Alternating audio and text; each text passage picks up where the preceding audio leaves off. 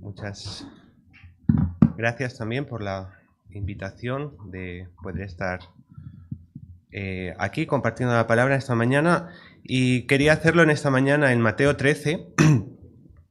Creo que es un pasaje que todos conocemos bien, Mateo capítulo 13, donde nos habla de la parábola del sembrador.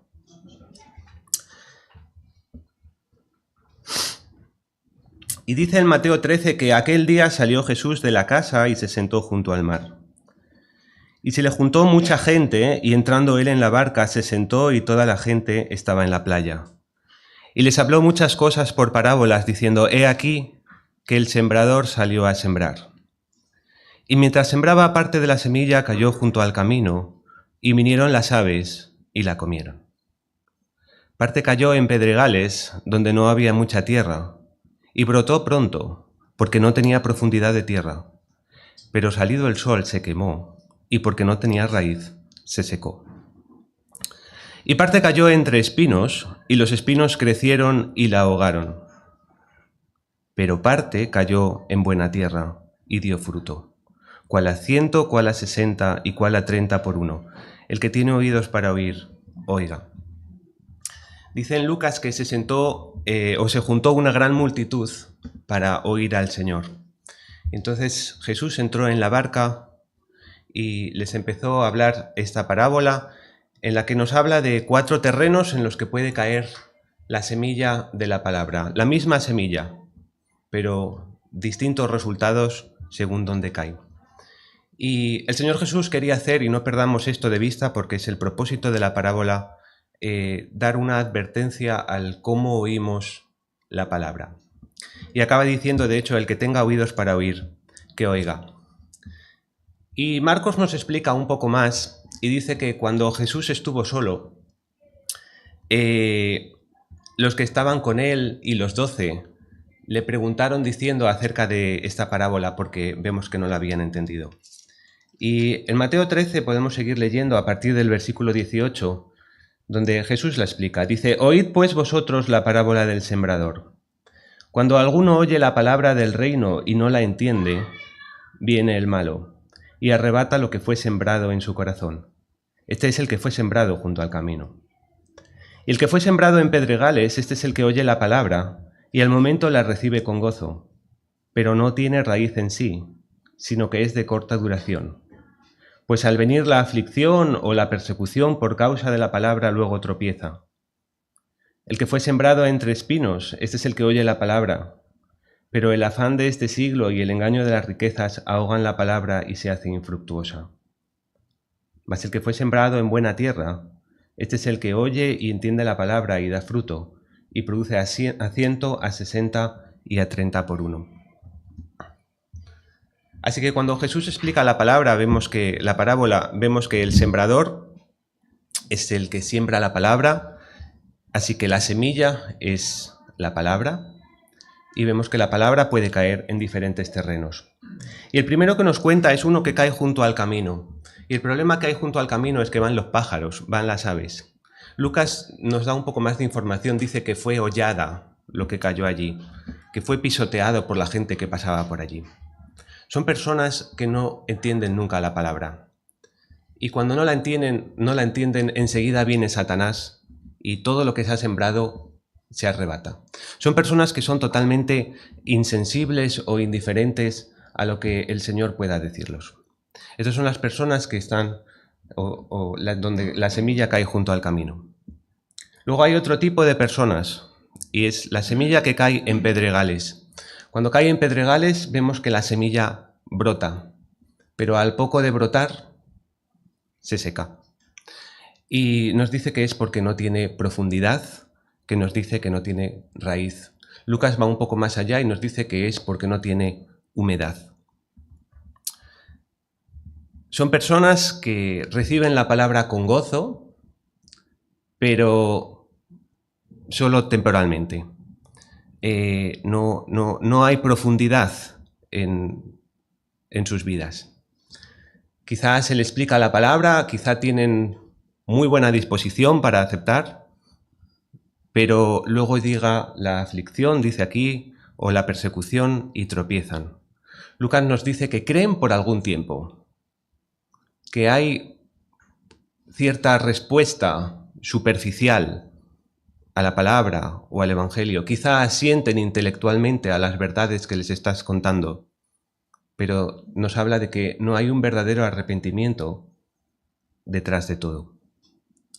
Y luego hay un tercer grupo que dice que es el que cae entre espinos. Y cuando cae entre espinos dice que se ahoga.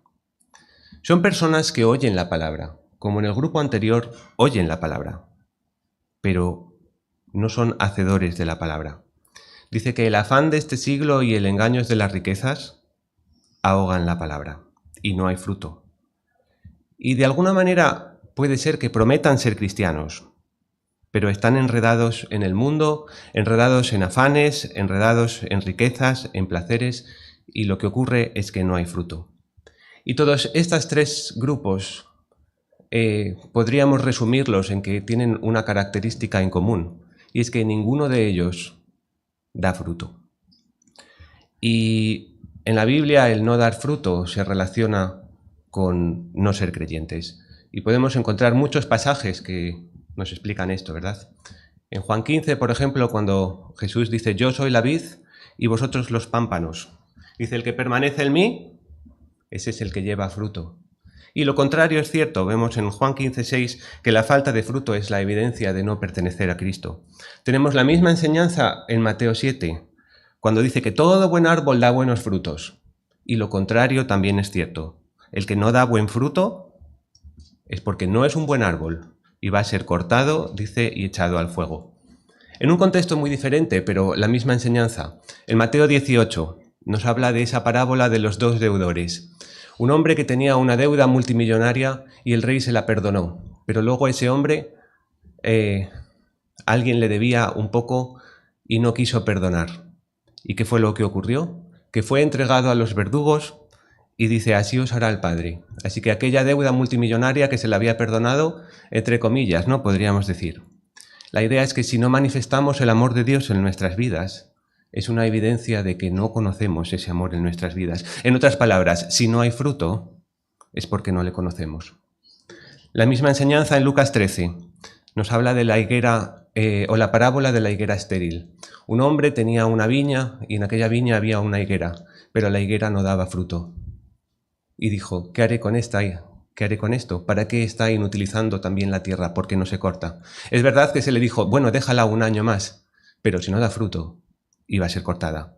La misma idea en Gálatas 5:22, cuando Pablo habla del fruto del Espíritu Santo. Es un fruto que tiene que ocurrir en las vidas de los creyentes. La misma idea en Judas 1:12, cuando habla de que los falsos creyentes carecen de fruto. Dice que son árboles sin fruto.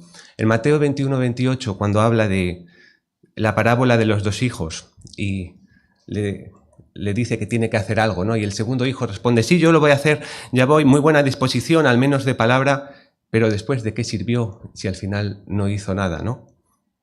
Y vemos otra vez que no hubo fruto en esa persona y que no sirve de nada profesar estar de acuerdo con el Evangelio, con el Jesús histórico, si eso no nos lleva a crecer en el Señor. Si nada cambia en nuestras vidas, si los intereses siguen siendo los mismos antes y después de nuestra supuesta conversión, no necesariamente cosas directamente pecaminosas, pero si nada cambia a nivel espiritual, si no nos emociona nada en la nueva vida, igual es que no hay tal nueva vida. Y luego hay un cuarto terreno que nos habla del que fue sembrado en buena tierra.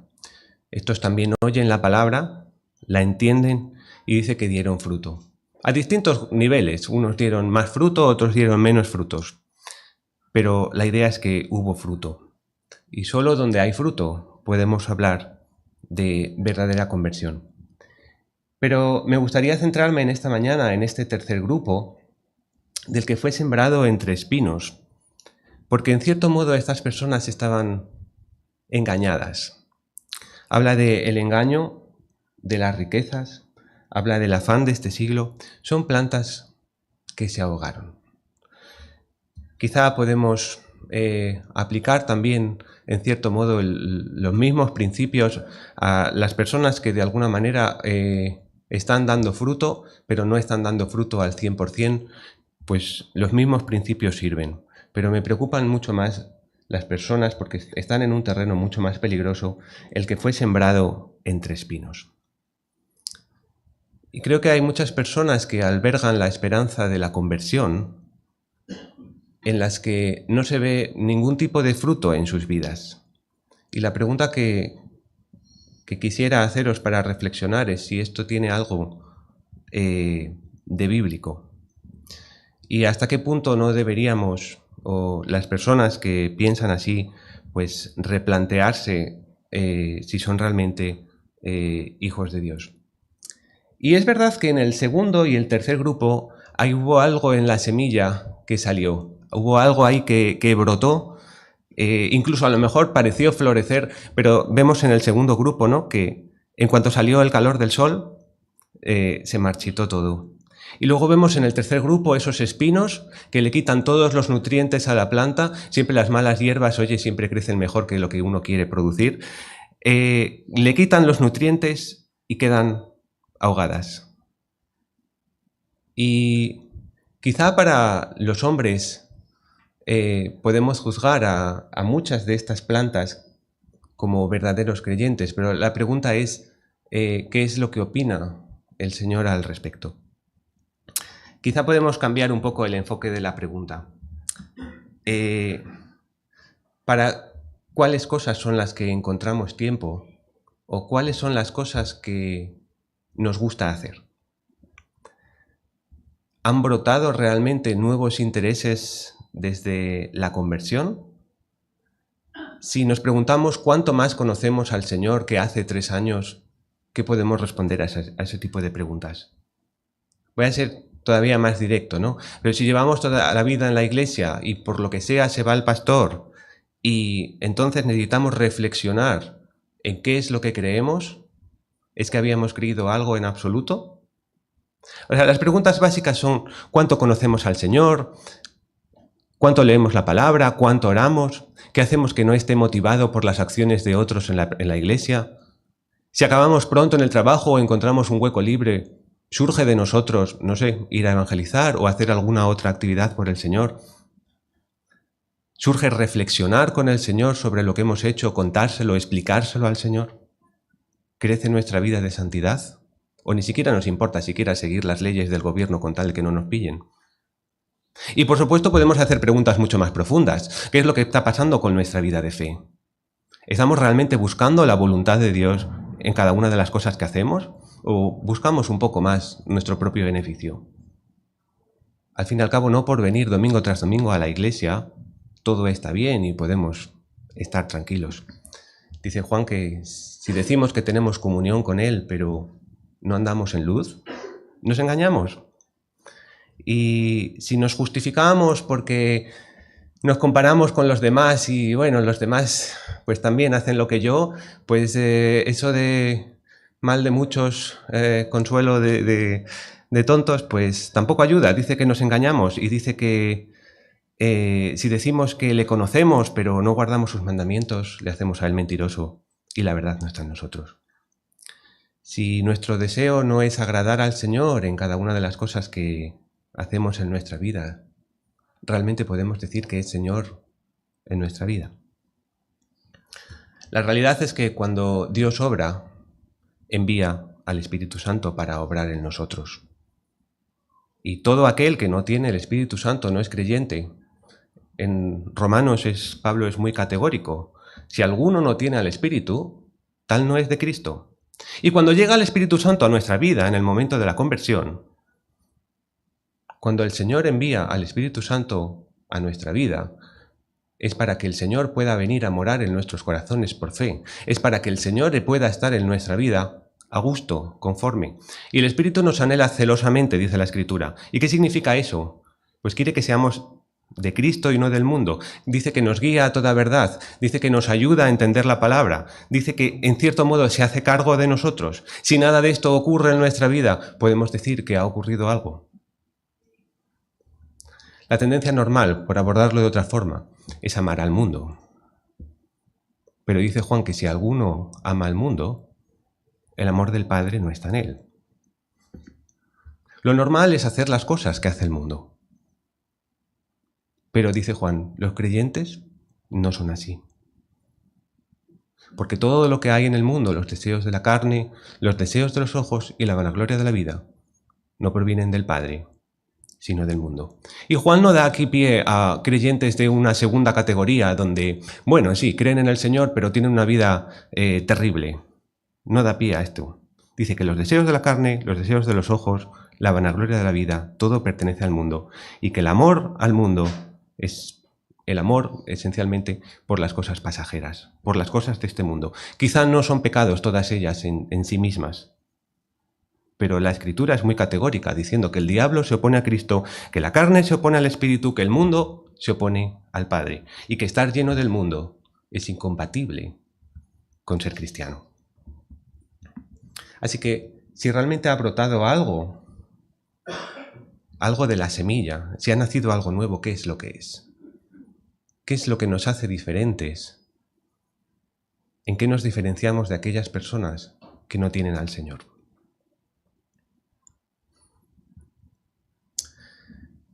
En Hechos 19:19 hay un ejemplo de cuando se convirtieron unas personas que habían estado practicando la magia. Y lo que ocurre tras la conversión vemos que es que quemaron sus libros delante de todos. Lo que vemos es que hubo un cambio totalmente radical en aquellas personas. Y dice que calcularon el precio de aquellos libros y era una suma extraordinaria. Básicamente habían invertido allí su vida. Y no vemos que esa gente dijese, voy a guardar estos libros porque hacen muy bonitos en la estantería. Seguro que eran muy bonitos.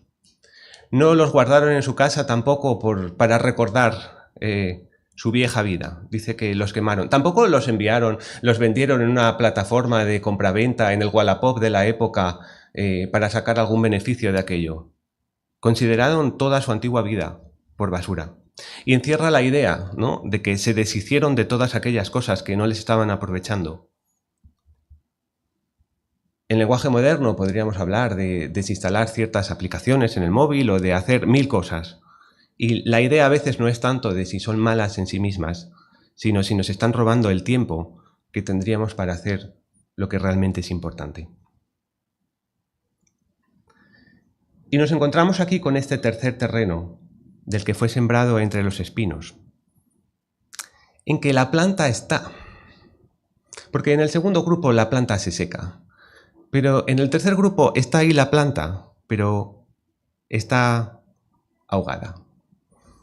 Y hay muchas razones, ¿no?, por las que las personas no podrían tener cierto interés o por hacer ciertas cosas religiosas o venir a la iglesia. Tal vez hayan sido movidos por sentimientos, tal vez leer las promesas les da cierta sensación de tranquilidad, tal vez tienen miedo al infierno, tal vez se sienten en deuda con Dios porque ha ocurrido algo en sus vidas y quieren de alguna forma devolverle el favor, no lo sé. Quizá en algún momento sí que se pusieron a buscar al Señor, más o menos de corazón.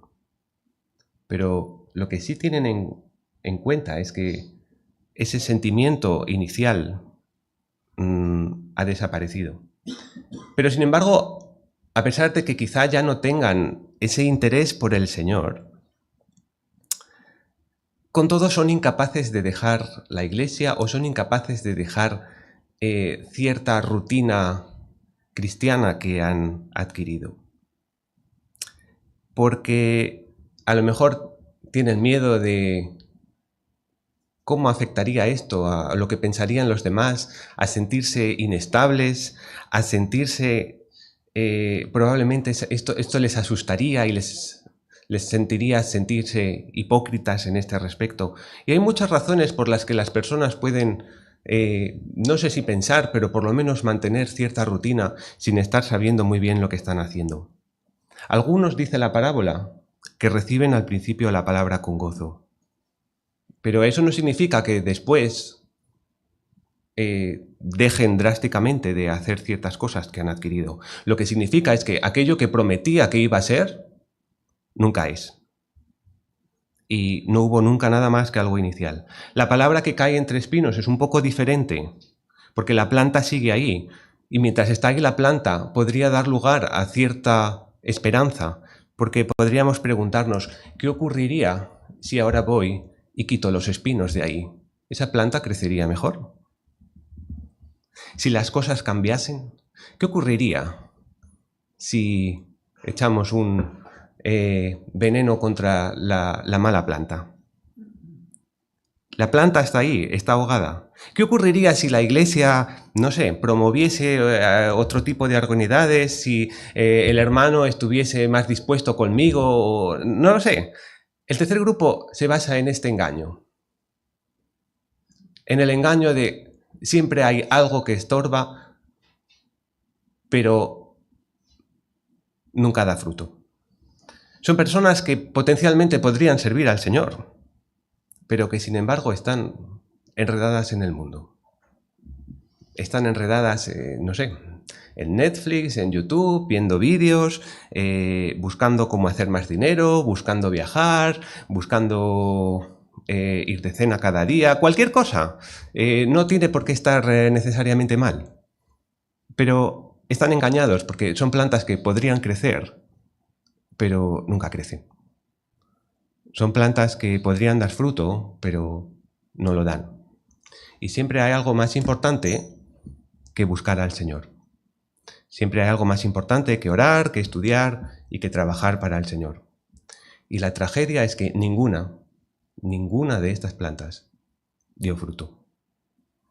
Son personas que quizá asentían intelectualmente, que asentían a las realidades de la palabra, pero que sin embargo nunca obedecieron.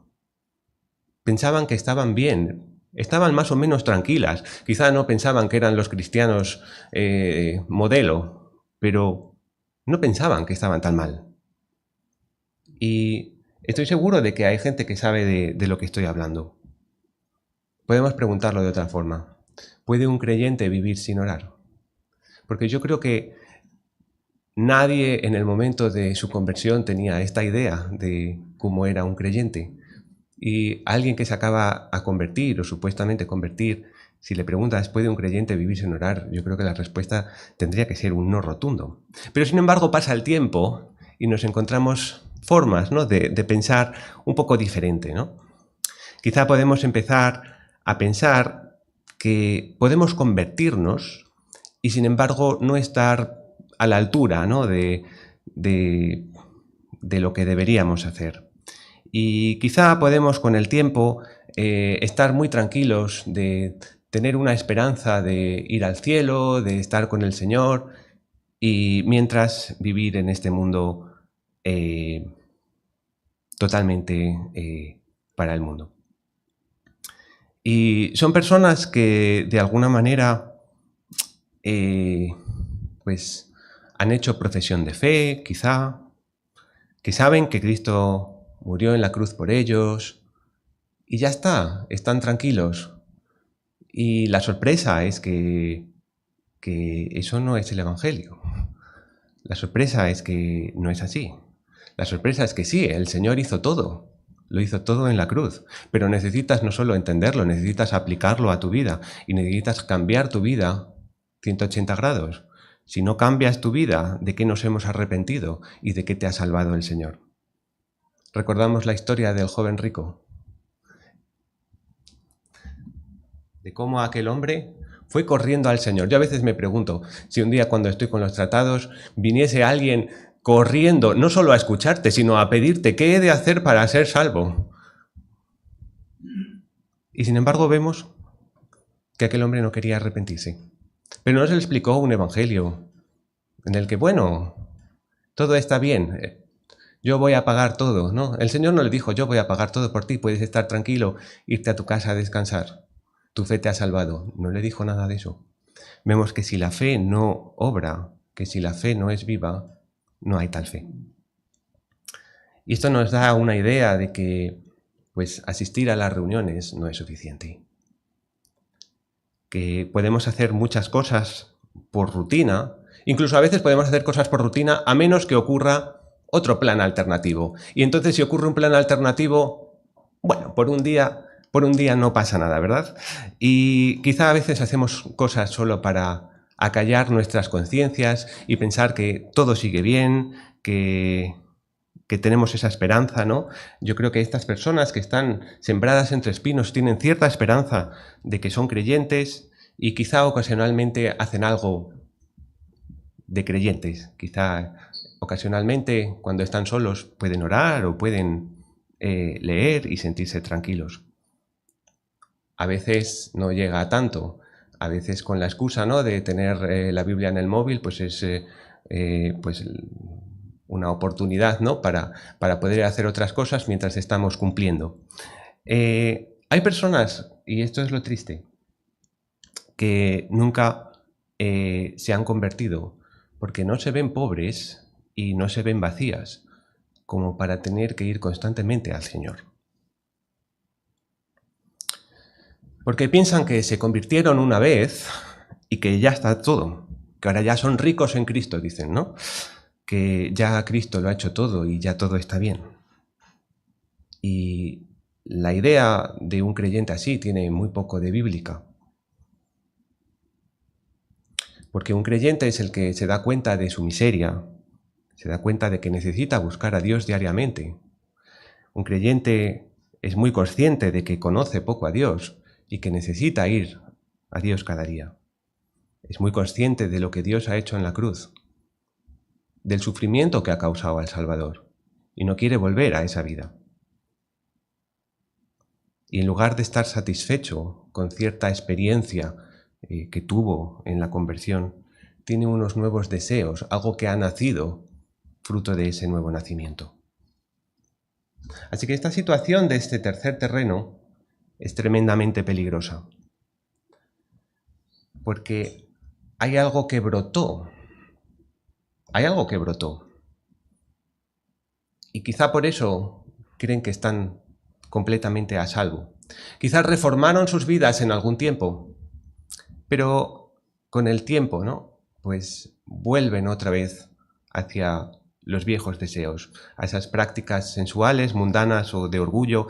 De alguna forma vuelve al estado en que estaban antes de convertirse. Y que nadie esté pensando en nada escandaloso, pero sus pensamientos no están en Cristo, o por lo menos Cristo nunca ocupa el primer lugar. Y son personas, las del tercer grupo, que nunca están preparadas para darse al Señor. Si no cuesta mucho, bueno, pueden dar su tiempo, pero si las emociones decaen, ya es otra historia. Son personas que están engañadas porque oyen la palabra y creen que todo está bien porque oyen la palabra. Quizá no es pecado mucho de lo que hagan, pero en el momento en que las cosas legítimas se convierten en estorbos para nuestra vida, se convierten en un grave problema.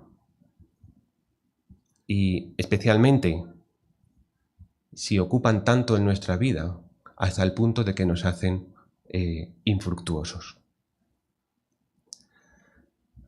Hay muchas formas en las que podemos engañarnos a nosotros. Nos engañamos a nosotros si pensamos que teniendo un mejor trabajo o ganando más podremos servir más y mejor al Señor. Nos engañamos si pensamos que podemos desaprovechar este sábado y no hacer nada para el Señor. Y no somos conscientes de que para el siguiente habrá planeado una cena, habrá planeado ir al cine, habrá planeado una excursión, y seguro que el diablo puede encontrar cualquier cosa para llenarnos las agendas. Nos engañamos si pensamos que estamos bien cuando todo en nuestra vida gira en torno a las cosas de este mundo. Nos engañamos si no hay nada en nuestra vida que sea exclusivo de un verdadero creyente. Y aquí podemos pensar un poco más fino, porque a lo mejor alguien está pensando, bueno, a mí me gusta cantar coritos. Y la pregunta que podríamos hacernos o seguir indagando en todo esto, ¿no?, es ¿cuánto hay o por qué estamos cantando, o qué tiene esa canción que no la tenga la del mundo, si tiene algo más que una letra cristiana y no es más que música del mundo que nos lleva a mover sentimientos, o hasta qué punto, la pregunta más bien, ¿hasta qué punto estamos cantando con el entendimiento cuando decimos que, por ejemplo, una persona de este grupo está cantando? O podemos hablar, bueno, orar es algo como muy exclusivo, ¿no? ¿Hasta qué punto es real la oración? ¿Hasta qué punto queremos las cosas que pedimos? ¿Hasta qué punto son las oraciones suficientemente específicas como para sentir que realmente son importantes? ¿Hasta qué punto no son, quiero la salvación de todas las personas? Bueno, es un buen deseo, pero bueno, luego ya que pase lo que pase. ¿Hasta qué punto nuestras oraciones están más enfocadas en alabar al Señor que en pedir? Porque todos tenemos muchas peticiones. O a lo mejor alguien dice, bueno, a mí me gusta escuchar predicaciones. Bueno, parece algo muy cristiano. Pero ¿hasta qué punto nos sirven esas predicaciones o esos estudios de algo si no transforman nuestras vidas o si no nos hacen crecer en el Señor? Si no nos llevan al Señor, tampoco es que nos hayan hecho mucho fruto. Nos engañamos si pasan los años y no hemos aprendido nada. Si llevamos toda la vida en la iglesia y no hemos leído la Biblia. Nos engañamos cuando no hay convicciones. Cuando ayer se hacía de una forma, hoy se hace de otra. Bueno, todo está bien, todo vale, no hay doctrina, no hay criterio. ¿Por dónde sopla el viento? Nos engañamos cuando vivimos como si no fuéramos cristianos, excepto por alguna rutina que hemos cogido los domingos. Nos engañamos definitivamente cuando estamos atrapados en vicios del mundo. Si estamos fumando o bebiendo como el mundo, si estamos criticando a todos, si estamos envidiando a todos. Si me amáis, dijo Jesús, guardad mis mandamientos. ¡Ay, qué prosaico! Acabó con aquello del amor. ¡Ay, si me amáis! Era tan romántico, tan bonito. Y el Señor dice, no, tenéis que obedecer. Cuando realmente valoramos o estimamos a alguien, hacemos sacrificios o hacemos esfuerzos por esa persona. Lo mismo ocurre con el Señor. Si valoramos o estimamos al Señor, haremos sacrificios por Él. Al final, la vida cristiana es una lucha contra la carne. Bueno, pues nos engañamos y vivimos inmersos en la comodidad, en la rutina. Si nuestra vida se resume en trabajar, comer, ocio, descansar, pues es cero fruto. Quizá haya mucho fruto para el mundo. Estoy seguro de que tenemos nuestras vidas muy ocupadas en muchas cosas, pero la Biblia tiene otro nombre para esto.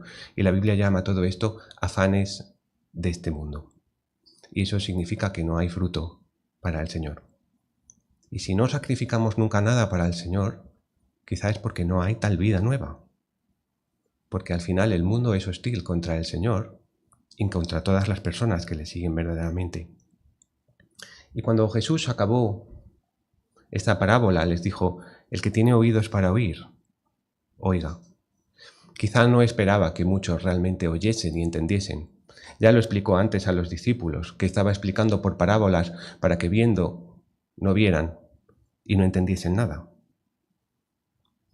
Yo no voy a decir que donde yo no vea fruto, allí no hay una vida nueva. Pero lo que sí puedo decir es que donde hay fe en el Señor, habrá una fe que obrará. Y, por ejemplo, cuando Juan escribe su primera epístola, ¿no? Y habla de pruebas que los creyentes pueden tener para saber que realmente son hijos de Dios. Pues no dice que cuando una persona se convierte recibe, ¿no? un certificado del cielo y allí puede irlo mostrando a los demás.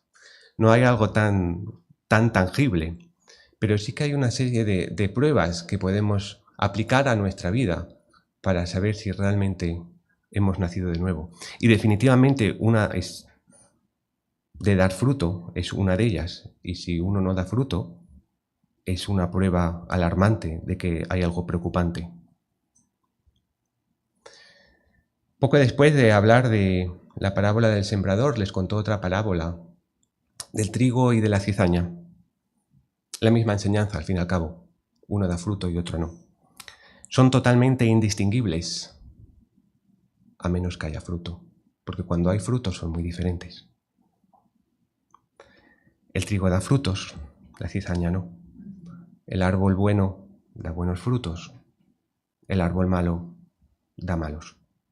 Y el árbol bueno da buenos frutos, pero eso no significa que dé buenos frutos o muchos frutos. Sabemos que un manzano da manzanas, pero si no lo regamos o no llueve, pues igual las manzanas que da son pequeñitas y pocas, y si cae granizo, pues menos aún. Pero hay algo de fruto. El problema está en esos árboles, donde ni siquiera vemos que están como ahogados, están frondosos.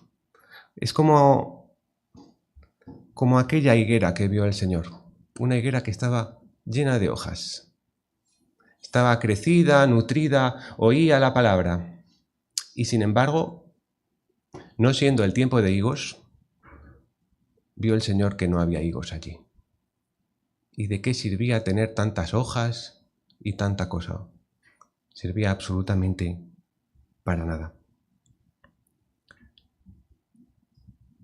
Y la idea que nos transmite todo esto es que el tiempo de salvación pues es limitado y podría acabarse. Dice el Señor que tenemos que buscarle en tanto que Él está cercano. Pero la paciencia se acaba, dice Juan que el hacha ya está puesta a la raíz de los árboles. No es que vaya un día el leñador, no, es que el hacha ya está allí. Y es solo la misericordia de Dios que está deteniendo el hacha. Y es muy peligroso estar en un terreno entre espinos. Porque yo me imagino que la semilla que cae en el camino están muy claros, tienen muy claro que no pertenecen al Señor. Y los del segundo grupo, pues quizá también. Pero el problema está en los del tercer grupo, que viven medio engañados. Están en el casi, pero no. Todo podría ser, pero siempre hay algo que obstaculiza algo. Así que quiera el Señor advertir a las personas que se encuentren en esta situación y quiera el Señor también animar a todas las personas que estamos produciendo por debajo de la capacidad que deberíamos. Yo no creo que esté produciendo al 30, quizá al 0,5, no lo sé, pero quiera el Señor también animar a las personas a producir más para Él, porque no hay nada demasiado valioso, ¿no?, que podamos dar al Señor en nuestras vidas. Vamos a orar. Pues sí, Señor, te damos una vez más las gracias por tu palabra. Te pedimos que nos ayudes a ser oidores, pero también hacedores de tu palabra. Te pedimos que nos ayudes a entender, a reflexionar en nuestras vidas. Te pedimos también que nos des luz, entendimiento, que si hay alguien que está en esta situación también tan peligrosa de estar en el casi, pero no, donde siempre hay algún problema para servirte, que nos ayudes también a examinar nuestras propias vidas.